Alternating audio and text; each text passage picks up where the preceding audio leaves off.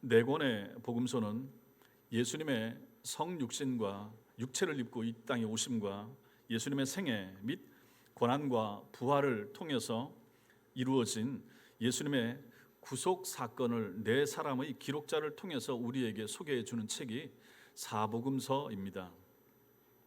그 중에서 마태, 마가, 누가 복음은 주님에 대한 묘사에 있어서는 조금씩 다르지만 그분이 인간으로 오신 구세주시라는 점, 곧 주님의 인성을 강조하는 점에서는 같은 관점을 가지고 있습니다. 그러나 요한복음은 주님께서 인간으로 오셨지만 본래 제2위 성자 하나님으로서 택자들의 구원, 택자들의 구속을 위해서 인간의 몸을 입고 오신 신성을 그대로 지니신 분이신 것을 강조하고 있습니다. 그래서 그런 점에서 다른 앞에 세 권의 책과 차이가 있습니다. 사도 요한이 하나님이신 성자 예수님께서 이 땅에 오신 사건을 어떻게 소개하고 있는가를 통해서 우리는 성탄의 참된 의미를 충분히 알 수 있습니다. 이 시간 이 말씀을 통해서 하나님께서 여러분과 저에게 주시는 지혜가 또 믿음이 있게 되기를 바랍니다. 먼저는 말씀이 육신이 되심에 대하여 생각할 필요가 있습니다. 14절 말씀 우리 한 번 더 읽겠습니다. 시작. 말씀이 육신이 되어 우리 가운데 거하심에 우리가 그의 영광을 보니 아버지의 독생자의 영광이요 은혜와 진리가 충만하더라. 이 14절 말씀이 너무너무 중요한 말씀이 됩니다. 이것은 복음의 핵심이라고 할 수가 있죠. 우리 주님이 말씀으로 오신 사건, 이것을 가지고 성육신, 육체를 이루고 이 땅에 오셨다, 이렇게 말하는 것인데 이것이 사도 요한의 선포입니다. 여기서 말씀이라고 하는 것은 요한복음 1장에서 계속 반복되는 예수 그리스도의 신적인 이름입니다. 예수님을 묘사하는데 여러 가지 이름을 사용하는 거죠. 구약 성경에도 마찬가지지만 하나님을 설명하는데 하나의 이름만 가지고는 부족합니다. 여러분과 저는 이름을 하나씩 가지고 있습니다. 그래서 우리를 아는 사람들은 우리 이름을 들으면 그 사람 누구고 뭐 배경이 어떻고 어디 살고 있고 어느 정도 알 수가 있습니다. 하나님은 여러분과 제가 아시는 것처럼 너무 광대하고 너무 높으시고 그러나 눈에 보이지 않는 영이시기 때문에 이 하나님에 대하여 성경 기록자들이 소개를 하는데 이름을 여러 가지를 만들어 놓은 거죠. 그 이름이 그분의 이면을, 또 다른 이름은 또 이 이면을, 뭐 여호와 샬롬, 여호와 치드누케, 여호와 하나님에 대한 이름도 구약에도 얼마나 많습니까? 신약에서도 예수님에 대한 이름도 마찬가지입니다. 그 많은 이름들이 다 하나님과 예수님의 한 면 한 면을 보여주기 때문에 그런 것입니다. 근데 오늘 사도 요한은 요한복음 1장에서 예수님을 소개하기를, 예수님을 부르기를 말씀 이렇게 부르고 시작을 한다 하는 것입니다. 1절 말씀 요한복음 1장 1절 같이 읽겠습니다. 시작. 태초에 말씀이 계시니라. 이 말씀이 하나님과 함께 계셨으니 이 말씀은 곧 하나님이시니라. 이 1절 말씀을 가지고 성경 중에 세번역 성경이라고 있습니다. 세번역 성경은 이렇게 고칩니다. 태초에 말씀이 계셨다. 그 말씀은 하나님과 함께 계셨다. 그 말씀은 하나님이셨다. 굉장히 짧으면서도 정확하게 번역을 하고 있습니다. 그리고 나서 세번역 성경이 14절에서는 이렇게 고칩니다. 그 말씀은 육신이 되어 우리 가운데 사셨다. 이렇게 고치고 있는 것입니다. 말씀이 누구인가? 말씀이 예수입니다. 태초에 말씀이 계셨다. 태초에 예수가 있었다. 그 말씀은 하나님과 함께 계셨다. 예수는 성부 성령 하나님과 함께 계셨다. 그 말씀은 하나님이셨다. 예수는 하나님이셨다. 이렇게 되는 것이죠. 14절에 그 말씀, 즉 그 예수는 육신이 되어 우리 가운데 사셨다. 태초부터 계셨던, 말씀으로 존재하시던 제2위 하나님께서, 보이지 않던 영으로 존재하시던 하나님께서 보이게 오셨다. 어떻게? 사람의 몸을 입고. 이것이 14절 말씀이 되는 것입니다. 이때 육신이 무엇입니까? 인간의 몸, 영혼을 포함한 전 인격체를 말합니다. 여러분과 저와 똑같은 몸을 말하는 것이죠. 그래서 말씀이 육신이 되심, 이것은 하나님이 사람이 되심, 이 말이 되는 것입니다. 예수님은 죄의 본성을 제외한 모든 면에서 여러분과 저 우리가 똑같은 모습으로 이 땅에 오셨습니다. 예수님께서는 어린아이 시절을 거치셨죠. 그 다음에 소년 시절 12살 때까지 12살 때도 성경에 나와 있고요. 그 다음부터 나와 있지 않지만 이제 30살에 예수님이 공적인 생애, 공생애를 사시면서부터 또 나와 있죠. 예수님은 어린아이 시절, 소년 시절, 그리고 청년, 장년 시절에 이르기까지 주님이 성장하셨다. 누가복음 2장 52절 같이 읽겠습니다. 시작. 예수는 지혜와 키가 자라가며 하나님과 사람에게 더욱 사랑스러워 가시더라. 우리 가정에서 아이들이 자라가는 것처럼 우리 예수님도 그렇게 태어나셔서 말 구유에서부터 그때부터 성장하신 거죠. 어린아이로 완전히 그렇게 자라가셨던 분, 그분이 예수님이십니다. 주님도 목이 말랐습니다. 주님도 음식을 드셔야만 했고 잠을 주무셨고 고통을 우리와 똑같이 느끼셨으며 주님은 울기도 하셨습니다. 또한 주님은 우리들처럼 기도하셨고 구약 성경을 읽으셨으며 시험을 당하기도 하셨습니다. 자신의 뜻을 하나님 앞에 복종시키는 기도를 하나님께 올리기도 했습니다. 예수님께서는 이 세상에 사시는 동안 완벽하게 사람이셨고 또한 완전한 하나님이셨습니다. 한 몸의 두 성품을, 즉 하나님의 성품과 사람의 성품을 그대로 가지고 계셨습니다. 예수님께서는 여러분과 저와 완전히 동일하신데 다른 면이 있습니다. 무엇입니까? 속에 신성을 가지고 계셨다 하는 것입니다. 그것이 우리와 유일하게 다른 지점이 되었던 것입니다. 한 몸의 두 성품, 하나님의 성품과 사람의 성품을 지니신 것. 그래서 말씀이 육신이 되어 할 때 이 되어가 덧입는 것을 말합니다. 무언가 있는데 그 위에 덧입는 것, 이게 되어입니다. 예수님께서는 하나님의 성품, 신성을 그대로 지니신 채 인성을 덧입으신 것입니다. 속에 하나님의 성품을 가지신 채 겉에 사람의 몸을 입고 이 땅에 오셨던 분, 그분이 예수님이십니다. 이렇게 주님께서 성육신, 즉 말씀이 육신이 되심으로 인하여 나타난 결과 할 수 있었던 일들이 있습니다. 뭡니까? 먼저는 볼 수 없었던 하나님을 볼 수 있게 됐습니다. 그렇죠. 하나님은 영이시니까 볼 수가 없습니다. 구약에도 마찬가지고 신약에도 마찬가지고 하나님을 보고 싶어 했지만 그런 사람들이 있었지만 하나님이 보여주시지도 않았고 볼 수도 없었습니다. 그런데 예수님이 사람의 몸을 입고 이 땅에 오심으로 말미암아 어떻게 됐습니까?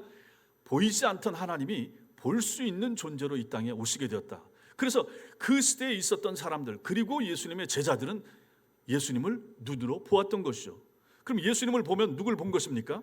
하나님을 본 것이 되는 것이죠. 또 예수님이 사람의 몸을 입고 오심으로 말미암아 가능해진 것이 무엇입니까? 죄인을 위한 대속 죽음이 가능해졌습니다. 죄인을 위한 대속의 죽음, 구약 성경에서 양들이 죽어가는 것은 이 사람의 죄, 이 사람이 지은 죄를 양이 짐승이 대신 지고 짐승이 죽어가는 거 아니겠습니까? 대속 제물이 되는 거죠. 양이 희생이 되는 것이고 소가 희생이 되는 거죠. 그런데 예수께서 사람의 몸을 입고 이 땅에 오심으로 말미암아 가능해진 것, 여러분과 저의 죄를 대신 지고 죽으실 수 있게 됐다 하는 것입니다. 영으로 계시면 영으로 계신 예수님이 죽으실 수가 있겠습니까? 우리 눈에 보이겠습니까? 안 되는 거죠. 우리 눈에 처절하게 피를 뿌리면서 죽어가시는 모습을 보여주시기 위해서는 사람의 몸을 입고 이 땅에 오시는 것이 필요했던 것입니다. 그래서 하나님께서는 성자 예수님을 사람의 몸으로 이 땅에 보내주셨던 것이죠. 또 예수님께서 이 땅에 오심으로 가능해진 것이 무엇입니까? 우리의 연약함을 직접 몸으로 체험하실 수 있게 되었습니다. 사람 사는 모습을 경험하시게 되는 거죠. 아이부터 소년을 거쳐서 청장년까지 완전하게 우리와 똑같이 사시고 똑같이 먹으셨고 똑같이 피곤하셨고 지치셨고 창에 찔리셨고 채찍에 맞으시면 아픔 고통 느끼셨고 못에 박히셔서 뼈가 으스러지시는 것을 친히 다 느끼셨지 않습니까? 우리와 완전하게 똑같은 몸으로 체험하시게 된 것이죠. 세상 어느 신이 사람과 똑같은 몸으로 체험하기 위하여 이 땅에 온 신이 있단 말입니까? 근데 우리 예수님께서는 그것을 친히 경험하기 위하여 그렇게 사람의 몸을 입고 이 땅에 오셨다 하는 것입니다. 그리고 마지막으로 예수님이 이 땅에 사람의 몸을 입고 오심으로 말미암아 가능해진 것은 무엇인가? 구약의 성경의 예언들이 완전하게 성취가 되게 된 것입니다. 구약의 그 많은 사건과 상징과 또 선지자들이 예언했던 것들이 예수님이 이 땅에 몸을 입고 오심으로 말미암아 그대로 이루어진 것입니다. 그러므로 전 구약 성경의 내용은 예수 그리스도를 보여주는 것입니다. 구약 성경의 핵심이 무엇입니까? 예수가 온다. 이거 하나입니다. 신약의 핵심은 무엇입니까? 예수가 오셨다. 그리고 그분이 다시 오실 것이다. 성경 전체는 이렇게 간단하게 요약을 할 수가 있습니다. 예수님 한 분이 주인공입니다. 오실 예수, 오신 예수, 그리고 다시 오실 예수. 이것을 보여주는 것입니다. 그 두꺼운 39권의 구약 성경 전체가 지향하고 가르쳐주고자 하는 것이 무엇입니까? 예수가 온다. 예수가 온다. 너희를 구원하기 위한, 너희를 살려줄, 너희를 위해서 대신 죽어줄 예수가 오실 것이라 라고 하는 것이 구약 성경 전체의 내용이었던 것입니다. 그것을 예수님이 2000년 전 이 땅에 사람의 몸을 입고 오심으로 말미암아 비로소 가능해졌던 것입니다. 그리고 여기 14절에 말씀이 육신이 되어 우리 가운데 거하심에, 거한다는 표현, 가장 우리가 이해하기 쉬운 표현이 무엇입니까? 텐트 친다 하는 것입니다. 우리가 캠핑 가서 텐트 치는 거, 잠깐 거하기 위하여 이틀 사흘 거기 텐트 치는 것입니다. 장막을 치는 거죠. 거하다. 말씀이 육신이 되어 우리 가운데 천막을 치셨다, 텐트를 치셨다, 그 뜻이 되는 것입니다. 이것은 사도 요한이 예수님의 성육신을 구약식으로 표현을 한 것입니다. 구약시대에는 하나님이 이스라엘 백성들과 함께 거하시기 위하여 모세에게 뭘 하라고 했습니까? 성막을 만들라 이렇게 했죠. 그리고 그 성막 안에, 지성소 안에 거하시면서 이스라엘 백성들과 하나님이 만나 주셨습니다. 모세가 성막 안에 들어가서 지성소에 들어가서 하나님 앞에 기도하고 죄인들을 위해서 용서를 구하고 하면 하나님이 만나 주시고 또 용서해 주시고 거기서 하나님을 만나는 체험을 할 수가 있었습니다. 그리고 모세는 나옵니다. 그리고 이스라엘 백성들에게 하나님이 용서하셨습니다. 이렇게 선포할 수가 있게 되었던 거죠. 하나님이 구약에서 광야 시대 그리고 모세 시대에 만나 주시는 장소, 거기 장막입니다. 성막입니다. 텐트였습니다. 이것이 이제 옮겨 다니다가 가나안 땅에 들어가서 이제 고정되고 이것이 이제 회막이 되고 그러다가 하나님께서 이제 다윗을 그리고 솔로몬을 통하여 허락하신 것이 성전이 되는 거죠. 이 모든 구약에 나타나는 돌단, 그 다음에 성막, 회막, 성전, 이것은 다 무엇입니까? 하나님을 만나는 장소로서 필요했던 것입니다. 그래서 여기 거한다라고 하는 것은 텐트를 치신다, 천막을 치신다, 바로 그 내용이 여기에 담겨 있다 하는 것입니다. 그런데 이제는 하나님께서 육신으로 인간들을 찾아오셔서 친히 그들과 함께 거하시기 위하여 사시기 위해서 이 땅에 오신 것입니다. 그래서 이 말씀이 육신이 되어 우리 가운데 거하심에, 제2위 성자 예수님께서 육신을 입으시고 우리 가운데 텐트 치시기 위하여 오셨다. 이것이 2000년 전 성탄절이 된다는 얘기입니다. 이 땅에 33년, 34년 사시기 위하여 이 땅에 오신 예수님, 그게 바로 거하시기 위하여 오셨다. 그래서 예수님의 또 다른 이름을 임마누엘 이렇게 부를 수 있는 것입니다. 하나님이 우리와 함께 계시다. 예수님이 우리와 함께 계시다. 하나님이 우리와 함께 계시다 하는 것을 눈으로 보여주기 위하여 이 땅에 오셨던 분, 그분이 바로 예수님이셨던 것입니다. 이것은 놀라운 하나님의 사랑입니다. 사람은 언제나 하나님을 배반하고 멀리 떠나가지만 하나님께서는 먼저 사랑하시고 부르시고 찾아오시지 않습니까? 구약에도 그렇고 신약에도 그렇고 여러분과 저도 마찬가지 아닙니까? 주님은 우리와 함께 살고 싶어 하셨습니다. 우리의 사랑을 늘 주님은 원하신다, 이렇게 표현할 수 있을 것입니다. 그래서 주님께서는 천국을 예비하시고 우리를 그곳으로 인도하실 것입니다. 그래서 지금 천국을 예비하는 작업을 하고 계십니다. 이 작업이 다 마치면, 그리고 이 땅에 있는 죄악들이 이제 가득 차게 되면 마침내 우리 주님께서 천군 천사와 함께 이 땅에 오실 것입니다. 그날이 바로 우리 주님의 재림이 날이 되는 거죠. 그래서 오셔서 뭐 하십니까? 여러분과 저와 같은 신자들을 데리고 하나님 나라 데리고 들어가셔서 이제 영원히 거기서 계실 것입니다. 죄악이 없는 곳에서, 죽음과 슬픔이 없는 곳에서 영원히 완전히 유일하게 홀로 하나님만이 영광을 받으시면서 우리와 더불어 사시기 위하여 주님께서는 그 일을 하실 것이라 하는 것입니다. 두 번째로 우리는 오늘 말씀에서 우리 눈으로 본 영광에 대해서 생각할 필요가 있습니다. 14절 뒷부분에 보니까 우리가 그의 영광을 보니 아버지의 독생자의 영광이요, 이렇게 표현을 하고 있습니다. 우리가 그 영광을 보았다, 이렇게 표현을 합니다. 여기서 보았다라고 하는 것은 단순히 눈으로 보는 정도가 아니라 직접 체험하고 겪어보았다는 말입니다. 누가 그랬다는 말입니까? 사도 요한이 말입니다. 사도 요한과 예수님의 제자들이 이랬다는 얘기죠. 우리가 보았다. 우리는 예수님 봤어요. 그렇잖아요. 예수님과 같이 3년을 같이 있었으니까요. 요한과 11명의 제자들은 예수님과 직접 만나서 그분의 말씀을 듣고 그분이 하시는 것을 보았으며 그분과 동행하면서 살았습니다. 그때 예수님에게 특별한 영광이 있었다 하는 것을 여기서 표현하는 것입니다. 그래서 우리가 그의 영광을 보니, 우리와 함께 계셨던 예수님의 영광을 보니까 그 영광이 아버지의 독생자의 영광이요 은혜와 진리가 충만했다, 이렇게 사도 요한이 고백을 하고 있는 것입니다. 예수님에게서 특별한 영광을 보았습니다. 근데 그 영광은 사람의 영광, 땅의 영광과 다르더라 하는 것이죠.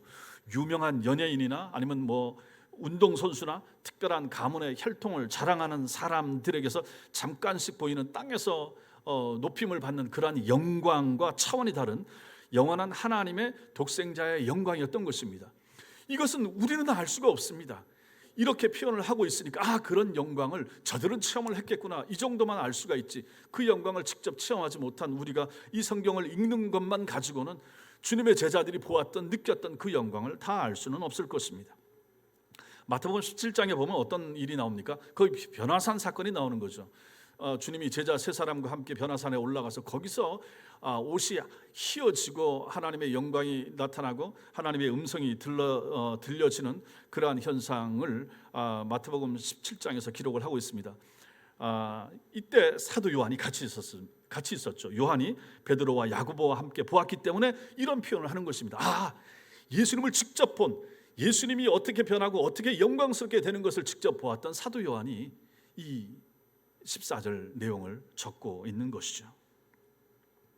하나님만이 가질 수 있는 신성과 영광을 여기서 표현하고 있는 것입니다. 이스라엘 민족들의 반역과 불신앙과 함께 떠났던 하나님의 영광이 이제 그리스도와 함께 다시 이 땅으로 돌아온 것입니다. 더군다나 이 영광은 구약시대처럼 성막 안에 제한적으로 일시적으로 머무셨던 그런 영광이 아니라 살아있고 직접 움직이시며 사람들과 함께 교제하는 영광으로 사람들 가운데 나타난 것입니다.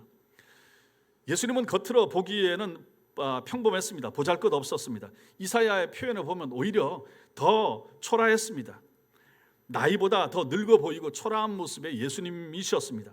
그런데 그분 안에 신성이 있었다 하는 것입니다. 겉으로 보기에는 별 보잘것 없는 분인데 우리는 예전부터 예수님을 서양 사람으로 묘사하고 있고 멋진 수염난 사람의 그림으로 그리는 것을 보았기 때문에 그렇게 생각할 수도 있지만 아닙니다. 그래서 저는 예수님이나 하나님을 그림으로 묘사하는 것을 굉장히 참 위험한 것이라, 그래서 종교개혁자들도 그것을 거절하고 꺼렸습니다. 물론 대성당이나 이런 벽에도 그림도 그려 있고 하지만 하나님이나 예수님에 대한 묘사는 안 하는 것이 낫다. 지금도 마찬가지예요. 이 시대에도 예수님을 무슨 커리커처처럼 이렇게 해가지고 코믹스럽게 표현하기도 하는데 안 하는 것이 옳습니다. 예수님을 어떻게 묘사를 하겠습니까? 우리가 직접 본 사람도 없고 함부로 표현할 수도 없습니다. 예수님은 오히려 동양인이고 그렇기 때문에 우리가 보통 표현하고 있는 그러한 서양인의 모습으로 나타나는 것도 또 아닌 거잖아요.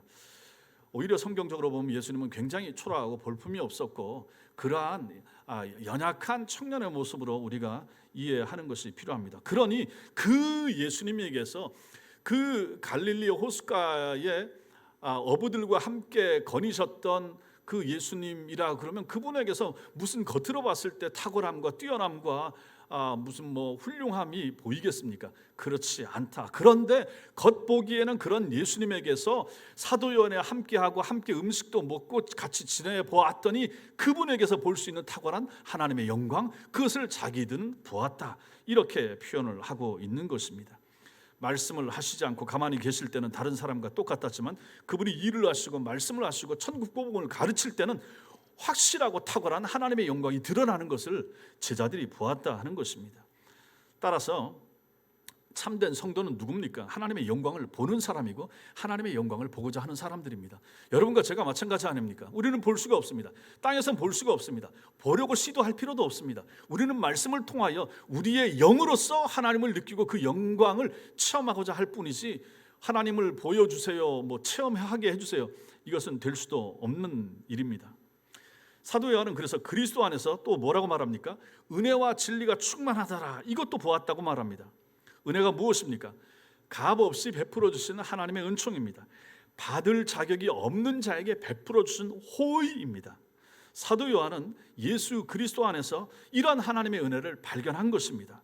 주고 또 주는 하나님의 놀라운 사랑과 은총을 예수 그리스도 안에서 체험했다 하는 것이죠.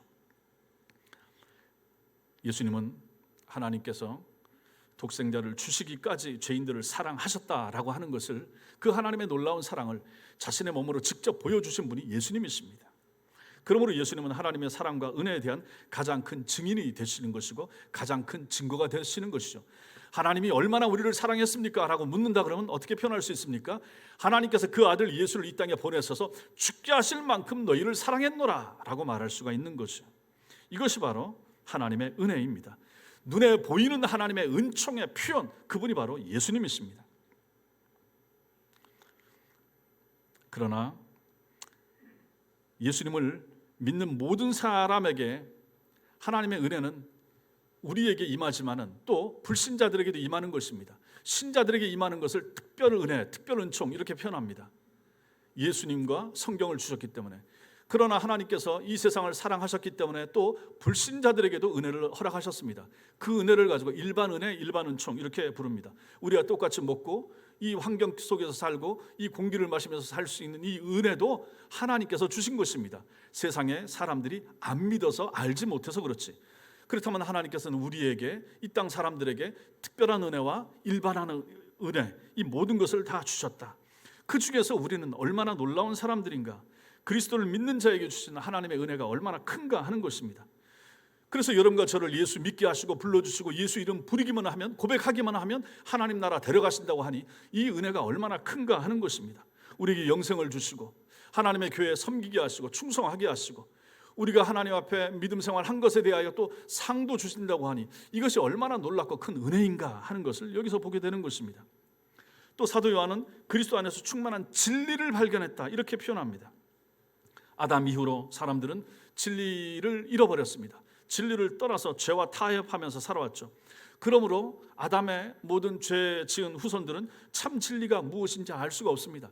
그래서 여기 이 종교의 진리가 있다고 그러고 저 종교의 진리가 있다고 그러고 이 철학이 진짜라 그러고 그렇게 이제 각자 도생하는 그러한 시대가 되고 말았습니다. 양심이 하나님 앞에 화인맞아 참 진리를 알 수 있는 지혜를 잃어버렸기 때문에 그런 것입니다. 그런데 우리는 어떤 사람들입니까? 진리를 알게 된 사람들입니다. 진리가 무엇입니까? 예수님이시죠. 예수를 알게 되면 우리는 진리를 아는 사람이 되는 것입니다. 예수님 자신이 바로 진리 그 자체이십니다. 따라서 그분의 모든 가르침이 진리입니다. 그래서 주님이 뭐라고 말씀하십니까? 수고하고 무거운 짐진 자들아 다 내게로 오라, 내가 너희를 쉬게 하리라. 이 말씀이 진리 아닙니까? 수고하고 무거운 인생의 짐을 진 우린 다 어디로 가야 됩니까? 예수께로 가야 되는 것이죠. 내 아버지 집에 거할 곳이 많도다. 하나님 나라의 진리를 보여주시는 분이 예수님이십니다. 너희는 무엇을 먹을까 무엇을 입을까 염려하지 말라, 내가 책임진다. 이 말씀이 진리 아닙니까? 이 모든 우리가 살아가면서 이 땅에 살면서 그 다음에 죽은 다음에도 필요한 진리는 어디에 있습니까? 예수에게 있는 것이죠. 그래서 사도 요한은 이 표현을 하고 있는 것입니다. 주님만이 은혜고 주님만이 진리다. 이것을 우리에게 전해주는 것입니다. 오직 독생자 예수 그리스도 안에서만 발견되는 것이 은혜와 진리, 그것을 사도 요한이 여기서 이렇게 묘사를 하고 있습니다. 15절에서는 이 은혜와 진리가 어디서부터 비롯된 것인가, 은혜와 진리의 기원이 나오고 있습니다. 15절 말씀 같이 읽겠습니다. 시작.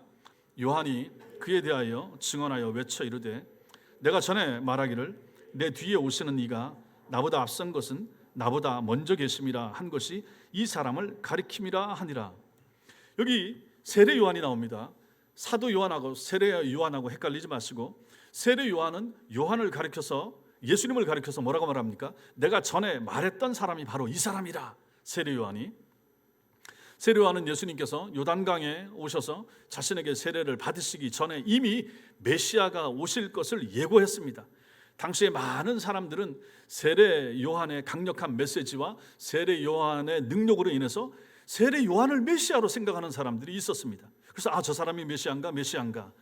그때 세례 요한이 분명히 말합니다. 나는 메시아가 아니라, 분명히 밝히죠. 그리고 내 뒤에 오시는 분이 진짜 메시아시라라고 하면서 예수님을 소개했던 사람, 그분이 바로 세례 요한입니다. 예수님은 세례 요한보다 6개월 늦게 태어나셨고 세례 요한보다 공적인 사역을 늦게 시작을 하셨습니다. 그럼에도 세례 요한이 뭐라고 예수님을 소개하고 있습니까? 그분이 나보다 앞서 계셨다, 이렇게 증거하는 거죠. 앞서 계셨다라고 하는 말은 자신보다 이전에 계셨고 또 지위나 능력에 있어서도 자기보다 뛰어나시다, 영광에 있어서도 아주 탁월하다, 이렇게 이 말을 하고 있는 거죠. 이것은 지극히 옳은 말씀입니다. 주님께서는 창세 전부터 계셨죠. 성부와 성령 하나님과 함께 계시면서 세상을 지으셨던 분이 바로 예수님이십니다. 그래서 예수님은 요한복음 8장 56절 같이 읽겠습니다. 너희 조상 아브라함은 나의 때 볼 것을 즐거워하다가 보고 기뻐하였느니라. 보십시오. 예수님이 지금 사람들 앞에 모여든 사람들 앞에 이렇게 말합니다. 너희 조상 아브라함은 나의 때 볼 것을 즐거워하다가 보고 기뻐하였느니라. 아브라함이 예수님 때로부터 2000년 전 사람인데 2000년 전 사람이 2000년 후에 오실 지금 이 말을 하고 있는 예수님이 오실 것을 내다보고 기뻐했다, 이 표현을 하고 있는 것입니다. 그럼 예수님은 이 아브라함의 출생보다도 먼저 계셨고 아브라함이 오고 아브라함이 자신이 육신을 입고 올 것을 내다보면서 기뻐했다는 것까지 알고 계셨다 하는 내용이잖아요. 그리고 58절에서는 읽겠습니다. 아브라함이 나기 전부터 내가 있느니라 하시니. 그렇죠. 예수님께서는 나는 아브라함 나기 전부터 있었어. 그러니까 여기 모여서 말씀을 듣는 사람들이 얼마나 황당했겠습니까? 아니, 저 젊은 청년이 2000년 전 아브라함보다 자기가 먼저 있었다고 하니 얼마나 황당하겠습니까? 그런데 예수님께서는 실제로 그런 분이셨으니까 그러한 설교를, 그러한 가르침을 하셨다는 것입니다. 이러한 말씀들은 모두 다 예수님께서 창세전에 하나님과 함께 계시다가 육신을 입고 세상에 오신 분이라는 사실을 분명하게 보여줍니다. 그런데 이것을 그 시대에 믿을 수가 있었겠습니까? 미쳤다고 생각하지. 16절 말씀 같이 읽겠습니다. 시작. 우리가 다 그의 충만한 데서 받으니 은혜 위에 은혜로라. 이것은 우리는 모두 그분의 넘치는 은혜를 한없이 받았다, 이렇게 고칠 수가 있습니다. 예수님 안에는 하나님의 신성과 영광이 충만하고 온갖 지혜의 거룩 그리고 자비가 충만했습니다. 그렇죠. 예수님이 사람이시긴 하지만 하나님의 성품도 가지고 계시기 때문에 그분 속에는 하나님께로만 올 수 있는 그러한 성품이 그분 속에 다 들어 있었다 하는 것입니다. 그리고 예수님의 이러한 충만하신 은혜가 차고 넘쳐서 성도들에게까지 미치는 것을 사도 요한은 보았고 그것을 표현하기를 은혜 위에 은혜입니다, 이렇게 표현하는 거죠. 이것을 다르게 표현하면 한 번 받은 은혜가 다 하고 나면 또 다른 은혜를 받게 됩니다, 이런 의미이고 은총을 받고 또 받았습니다, 이 표현이 되는 거죠. 사도 요한이 예수님을 체험하고 나니까 예수님과 함께 있었던 그 시간들이 기억이 나는 거죠. 사도 요한은 예수님의 제자들 가운데 가장 어렸습니다. 마가복음이 가장 먼저 기록이 되었을 것이고 그 다음에 마태복음, 누가복음, 이것이 주후 한 50년경 이때쯤 기록이 됩니다. 그리고 나서 사도 요한은 요한복음을 주후 90년에서 100년 정도의 기록을 합니다. 그러니까 제일 어렸고, 그러니까 이 서신을 기록할 때 제일 나중에 기록을 하는 거죠. 요한복음과 요한 1, 2, 3서 요한계시록까지 요한은 나이가 많이 든 다음에 기록을 하게 되는 거죠. 그래서 자기가 젊었을 때, 어렸을 때 주님과 함께, 그리고 나머지 11명의 제자들과 함께 있으면서 가장 어렸던 막내로서 추억을 하면서 이 내용들을 다 적었다 하는 것입니다. 그러면서 이런 내용들을 충분히 적는 거죠. 그래서 은혜 위에 은혜, 우리 주님과 함께 있었을 그때, 내가 가장 어렸을 때 막내로서 주님과 함께하면서 주님의 사랑을 입었던 그때에 체험했던 그 모든 것을 가지고 은혜 위에 은혜라고 표현을 하고 있는 것입니다.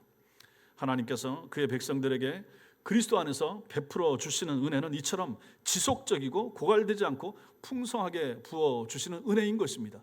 여러분 생각해 보십시오. 예전에 예수 믿고 회심할 때 은혜를 받았죠. 그러고 나서 은혜가 그쳤습니까? 아니잖아요. 지금까지 여러분들 10년이시든지 50년이시든지 신앙생활을 하면서 그때마다 받은 은혜가 얼마나 큽니까? 작년 받은 은혜도 있지만 올 한 해 2021년도에 하나님의 베풀어 주신 은혜는 얼마나 또 크고 놀라웠습니까? 가만히 생각해 보면 얼마나 그 시간들이 놀랍고 아름다웠는가? 나의 연약함, 나의 실수가 있었음에도 불구하고 그것을 하나님께서 기쁨으로 바꾸어 주시고 즐거움으로 바꾸어 주시고 찬송으로 바꾸어 주신 것을 생각하면 그것이 바로 은혜 위에 은혜 아니겠습니까? 그러면 내년은 또 어떻겠습니까? 올해 부어 주신 하나님의 은혜가 올해로 이제 종결됩니까? 끝입니까? 세상 인간살이는 맺고 끊고 그렇게 하지만 하나님의 은총은 어떻습니까? 오늘 말씀 보니까 은혜는 담이 엎드려 하는 것이죠. 이 은혜가 언제까지 이어지겠습니까? 여러분과 제가 세상을 떠나는 날까지 이어지는 것이죠. 그래서 사도 요한은 이것을 은혜 위에 은혜라라 이것을 고백하고 있는 거죠. 이것을 아는 여러분과 제가 뭘 해야 되겠습니까? 주님을 찬송해야 되는 거죠. 주님이 오신 날을 기뻐하면서 기억하면서 주님 감사합니다. 나 같은 죄인, 나같이 불충하고 못났음에도 불구하고 여전히 은혜를 부어주시고 여전히 오늘 일용할 양식을 주시고 여전히 거할 수 있는 집을 주시고 여전히 사랑하면서 살아갈 수 있는 가족과 교우들을 주시니 얼마나 감사합니까? 하고 고마워할 수 있고 감사할 수 있는 그러한 사람들이 되어야 되는 것입니다. 이 사람들이 바로 은혜를 아는 사람들이라 하는 것이죠. 고린도후서 6장 2절 말씀 같이 읽겠습니다. 보라 지금은 은혜 받을 만한 때요 보라 지금은 구원의 날이로다. 언제가 그렇단 말입니까? 지금이 그런 거죠. 여러분과 제가 은혜를 받는 순간이 바로 오늘인 것이죠. 보라 지금이 은혜 받을 만한 때요 보라 지금은 구원의 날이다. 오늘 하나님의 말씀 앞에서 예배를 드리면서 감격할 때 오늘 우리 가운데 구원이 임하는 것입니다. 내일 또 주일 예배를 지키면서 하나님을 잘 예배하고 경배할 때 그때 또 부어주시는 은혜가 있고 그 시간에 말씀을 듣다가 우리의 믿음이 자랄 것이고 그 시간에 회심하지 못한 사람이 회심하는 역사도 일어나게 될 것이라 하는 것입니다. 그러므로 성도는 오늘을 사는 사람이고 지금을 사는 사람입니다. 어제는 이미 지나간 시간이고 나하고는 상관이 없습니다. 내일은 또 주님 손 안에 있기 때문에 나하고 무관합니다. 결국 우리는 하나님이 허락하신 오늘을 충실하게 감사하면서 은혜 안에 살아가야만 하는 사람, 그 사람이 바로 성도인 것이죠. 그러니 얼마나 사실 생각하면 홀가분합니까? 과거에 얽매일 필요도 없는 것이고 미래에 대해서 우리가 염려하지 말고 걱정할 필요가 없는 것입니다. 주님이 그것을 마태복음에서도 그렇고 산상수훈에서 얼마나 많이 강조합니까? 내일에 대하여 염려하지 말라고. 내일은 네 날이 아니라고, 네 책임이 아니라고, 네 소관이 아니라고. 하나님의 손 안에 있고 내가 책임질 것이고 내가 은혜를 줄 것이고 내가 살게 할 날이기 때문에 너는 너무 걱정하지 말라. 주님이 그렇게 말씀하십니다. 여러분과 저는 오늘을 살면 되는 사람들입니다. 얼마나 감사합니까? 그리고 17절 말씀 17절 같이 읽겠습니다. 시작. 율법은 모세로 말미암아 주어진 것이요 은혜와 진리는 예수 그리스도로 말미암아 온 것이라 이렇게 밝혀줍니다. 이런 그리스도의 충만한 은혜는 모세의 율법을 통해서 주어진 것이 아니라고 말합니다. 하나님은 모세를 통해서 이스라엘 백성들에게 율법을 주셨지만 이 율법은 모든 사람들에게 은혜와 축복을 주기 위해서 주어진 것이 아닙니다. 왜냐하면 율법은 온전히 지키는 사람, 순종하는 사람에게만 복을 약속하기 때문입니다. 그런데 율법을 온전히 지키는 사람이 있었습니까? 없었죠. 10가지를 지키다가 한 가지 못 지키면 못 지킨 게 되는 것입니다. 유대인들이 만들어 놓고 지켰던 613가지 조항 중에서 만약에 612가지를 지켰었는데 마지막 하나를 못 지켰다. 그럼 다시 아무것도 못 지킨 게 되는 것입니다. 율법을 온전히 지키는 사람은 없기 때문에 율법이 우리를 정죄하게 됐습니다. 율법은 끊임없이 우리를 정죄하죠. 너 또 죄졌어. 너 또 마음으로 죄졌어. 너 또 누구 시기하고 미워했지? 너 살인했어. 끊임없이 율법의 역할은 우리에게 그 정죄감을 안겨주는 거죠. 내가 또 하나님 앞에 실패하고 넘어지고. 그러니까 율법을 통해서는 우리가 구원을 생각한다든지 그럴 수가 없다 하는 것입니다. 이스라엘의 거역함으로 인해서 그들은 심판을 받고 이방인들에게 정복되어 포로의 몸으로 이방 땅에 결국은 흩어져 살게 되지 않았습니까?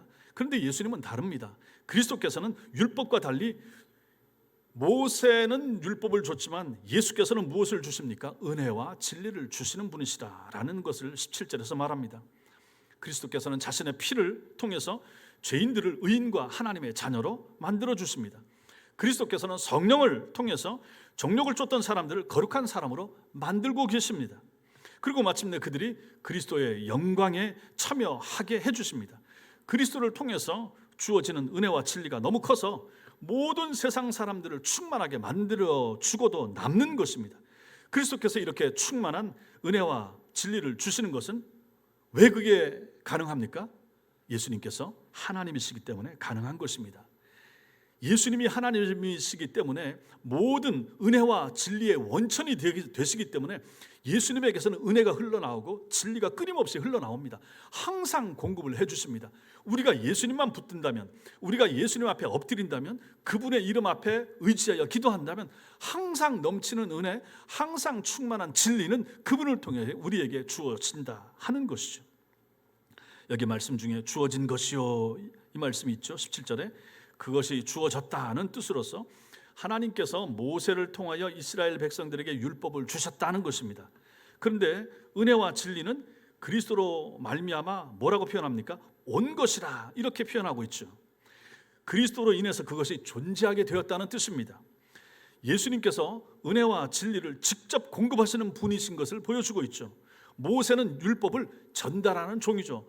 모세는 율법을 만드는 존재는 아니잖아요. 하나님께로부터 받아서 배달해 주는 존재죠. 그러나 예수님은 누구십니까? 직접 만드시는 분이십니다. 공장과 같은 분이십니다. 배달하는 사람이 아니에요. 예수님은 은혜와 진리를 직접 주시는 하나님의 아들이십니다. 은혜와 진리는 사람의 몸으로 오신 예수님 안에 넘치도록 풍성합니다. 오늘 성경이 우리에게 말씀하고 싶은 것은 지금도 예수님께서 이런 영광과 이런 은혜와 진리를 가지고 우리를 찾아오신다는 사실입니다. 그래서 모세를 통해서 율법이 주어졌고 그 이스라엘 백성들은 율법 붙잡고 정죄감을 느끼면서 살아가지만 여러분과 저는 어떻습니까? 이제 거기서 벗어나는 거죠. 여러분과 제가 의지하고 붙잡고 믿고자 하는 분은 누굽니까? 예수님이시죠. 그 예수님이 우리에게 공급하시는 것은 무엇입니까? 은혜와 진리와 영광이라 하는 것이죠. 예수님은 우리에게 율법의 조항을 지키라고 하시는 분이 아닌 것입니다. 그러므로 우리는 예수님을 붙잡고 그분을 의지하면 항상 그분을 통해서 공급받는 은혜와 진리가 충만하게 되는 것입니다.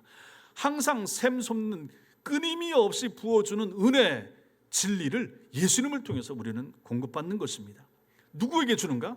하나님을 온전히 경배하고 예배하는 자들에게 하나님께서 은혜와 진리를 주신다 하는 것이죠.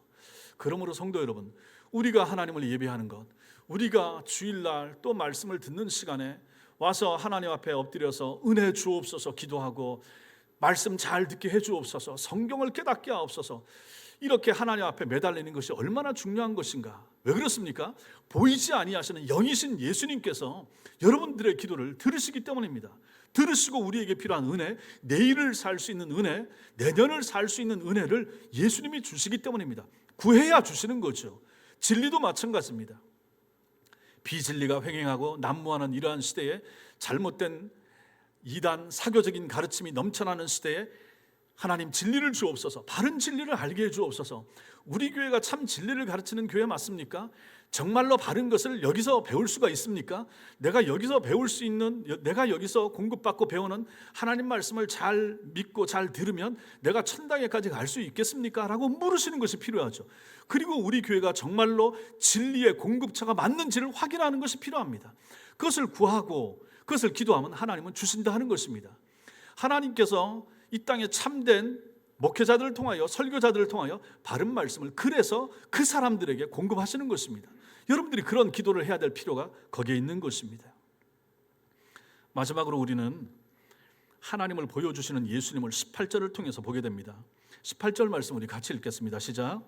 본래 하나님을 본 사람이 없으되.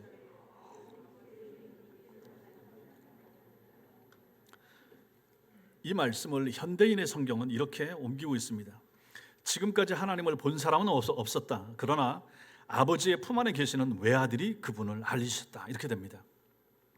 여러분도 집에서 성경을 보실 때 우리 개역 개정, 옛날 개역 한글도 보셔야 되고, 만약 있다 그러면 현대인의 성경이나 새번역 성경, 아니면 공동번역 성경도 마찬가지입니다.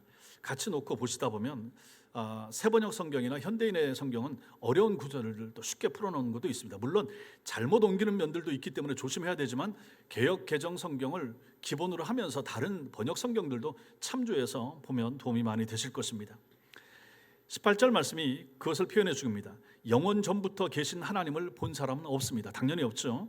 그러므로 아무도 하나님을 사람들에게 보여줄 수 없었습니다. 그러나 예수님께서는 영원 전부터 하나님과 함께 계셨기 때문에, 그리고 자신이 하나님이시기 때문에 사람들에게 하나님을 보여줄 수가 있습니다. 당연하죠. 당연하죠.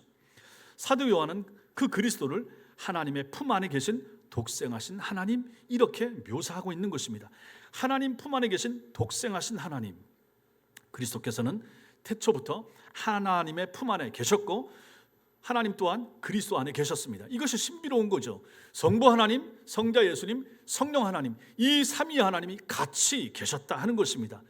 그리고 같이 사역을 하시고 창조 사역을 하시고 세상을 통치하고 다스리시다가 2000년 전에 인간의 죄 문제를 해결하기 위하여 성부 하나님께서 성자 예수님과 계약을 하시고 언약을 하시고, 당신이 이 땅에 사람의 몸을 입고 가셔서 저 사람들의 죄를 대신 지고 죽으십시오. 그러면 내가 당신의 죽으심과 피를 보고 저 모든 인생들의, 당신을 믿는 사람들의 죄를 내가 사하겠습니다. 이 합의, 이 계약, 이 언약을 창세전에 성부 하나님과 성자 예수님이 계약을 맺으신 것입니다. 언약을 하신 것이죠.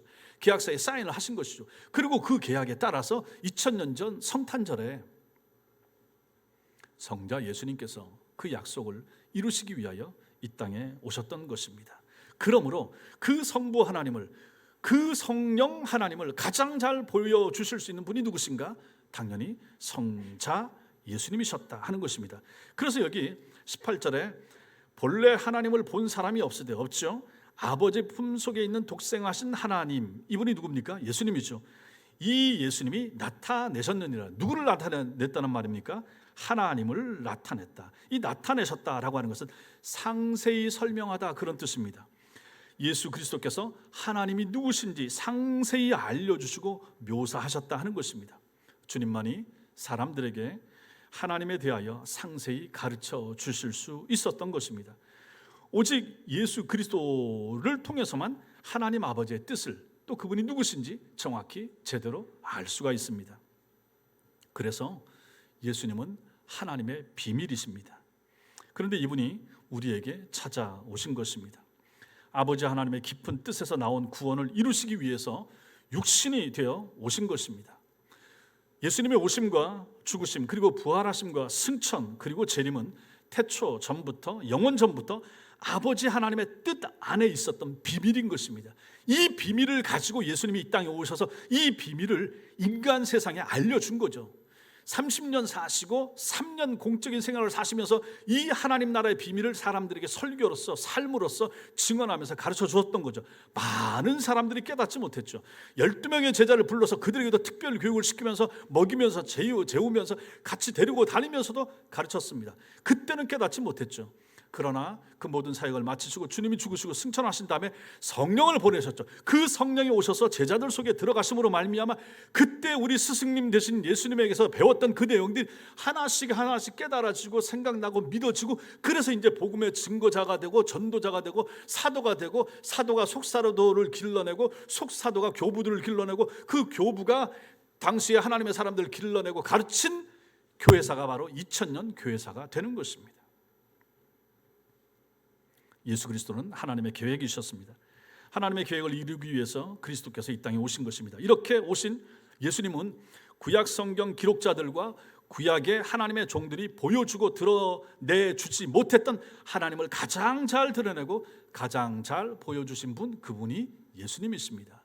우리 예수님은 하나님을 몸으로 친히 보여주시기 위하여 이 땅에 오셨던 분이신 것입니다.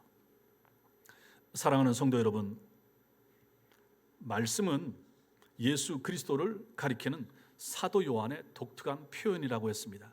그래서 말씀, 이게 로고스죠. 로고스, 말씀. 말씀이신 예수님은 창세 전부터 계셨고 하나님이셨고 창조주이셨습니다. 그런데 말씀으로 존재하시던 그리스도가 육신이 되셨습니다. 우리와 비슷한 육신을 뒤집어 썼다거나 사람과 같은 모양으로 잠시 동안 나타나셨다는 것이 아니라 우리와 똑같은 완전한 인간의 몸으로 세상에 오셔서 30년 이상을 사셨다는 뜻입니다. 이것은 정말로 여러분과 저 우리의 머리로는 결코 이해할 수 없는 일입니다. 어떻게 말씀이 사람이 되고 어떻게 영으로 존재하는 신이 사람의 몸을 입고 올 수가 있는가? 이것은 우리의 머리로는 이해할 수가 없습니다. 어떻게 창조주가 피조물이 되고 피조물과 똑같은 본성을 가지고 살 수가 있는가? 어떻게 그 무한한 하나님의 신성이 제한적이고 유한한 인간의 육신과 하나가 될 수 있을 것인가? 이 땅에서는 이것을 제대로 설명할 수 있는 사람 아무도 없습니다. 그러나 성경은 그렇다라고 분명히 밝힙니다. 요한일서 4장 2절과 3절 같이 읽겠습니다. 시작. 예수 그리스도께서 육체로 오신 것을 시인하는 영마다 하나님께 속한 것이요 예수를 시인하지 아니하는 영마다 하나님께 속한 것이 아니니 이것이 곧 적 그리스도의 영이니라. 아멘. 우리가 이단을 판별할 수 있는 여러 가지 기준 중에서도 명확한 기준이 바로 이 말씀이 되는 것입니다. 예수 그리스도께서 영이신 하나님이신 예수께서 육체로 오신 것을 시인하는 사람은 하나님께 속한 사람입니다. 하나님을 믿는 사람이죠. 그러나 예수께서 육체로 이 땅에 오신 것을 시인하지 않으면 그 사람은 하나님께 속한 사람이 아니라 하는 것이죠. 분명한 말씀이 되는 것입니다. 또한 요한일서 1장 1절 읽겠습니다. 태초부터 있는 생명의 말씀에 관하여는 우리가 들은 바요 눈으로 본 바요 자세히 보고 우리의 손으로 만진 바라. 아멘. 보십시오. 이것도 사도 요한이 자기 나이 늙어서 90년 이후에 80세 넘어서 늙은 나이에 요한이 기록한 내용 아닙니까? 태초부터 있는 생명의 말씀에 관하여. 여기 말씀이 누굽니까? 로고스. 누구죠? 예수님이죠. 태초부터 있는 생명의 말씀, 생명을 주는 예수에 관하여는 우리가 보고 들은 바요. 우리가 누굽니까? 나와 그 당시에 살아있었던 예수님의 제자들이 들은 바요, 눈으로 본 바요. 사도들은 직접 예수님을 들었죠, 보았죠. 자세히 보고 우리의 손으로 만진 바라. 예수님 손을 잡고 예수님과 동행했잖아요. 그것을 직접 말하는 것입니다. 그렇게도 확실하고 분명하신 분, 이분이 예수님이시다 하는 것을 말하는 것입니다. 예수님이 입으신 육신은 완전한 육신이었으며 이 성육신의 교리가 영원한 진리라라고 하는 것을 사도 요한이 우리에게 전해줍니다. 세례 요한도 많은 사람들 앞에서 자신보다 나중에 오시지만 자신보다 먼저 존재하셨던 예수님에 대하여 확신 가운데 증언했다라고 아까 말씀을 드렸습니다. 사도 요한은 은혜와 진리는 오직 예수 그리스도를 통해서만 온다라고 말을 했습니다. 그리고 역사 이래로 아무도 하나님을 본 사람은 없지만 예수님이 오셔서 그분의 육신으로 하나님을 보여주셨노라 선언하고 있습니다. 이 성육신의 진리는 실로 인간의 지혜로는 이해할 수가 없고 논리적으로 이해가 안 되지만 이것이야말로 여러분과 저 우리 구원의 시작이요 하나님의 가장 놀라운 은혜이며 사랑이라고 성경은 말하고 있는 것입니다. 하나님이 여러분과 저를 사랑하셔서 우리는 머리로는 도저히 이해도 못하고 그 어느 설교자가 설교를 해도 이해시킬 수도 없는 내용이지만 어떻게 신이 사람의 몸을 입고 온단 말입니까? 그리고 또 그 일도 2000년 전에 된 일을 어떻게 알 수 있단 말입니까? 그런데 지금 여기 앉아 계신 분들 가운데 많은 분들은 이 사실을 믿는다 하는 것이죠. 믿어지지 않습니까? 그래서 이 자리에 앉아 있는 것이고 그래서 성탄을 감사하고 2000년 전에 오신 예수님을 기뻐하는 사람들이 우리다 하는 것입니다. 신자는 이 사실을 믿는 사람들입니다. 그러므로 예수님의 오심은 신비입니다. 사람으로 살다가 가심이 신비입니다. 성경이 가르치는 신비를 마음에 믿고 그 신비에 우리의 삶과 영혼을 거는 사람, 그 사람이 바로 성도인 것입니다. 사람의 몸으로 오셨던 예수님, 지금은 영으로 하늘 보좌에 계신 예수님, 훗날 천군 천사를 거느리고 영광스러운 모습으로 온 세계인의 눈에 보이도록 임하실 예수 그리스도만을 앞으로도 잘 믿고 바로 믿고 열심히 믿으면서 살아가는 복된 성도들 다 되시기를 주님의 이름으로 축원합니다. 기도하겠습니다.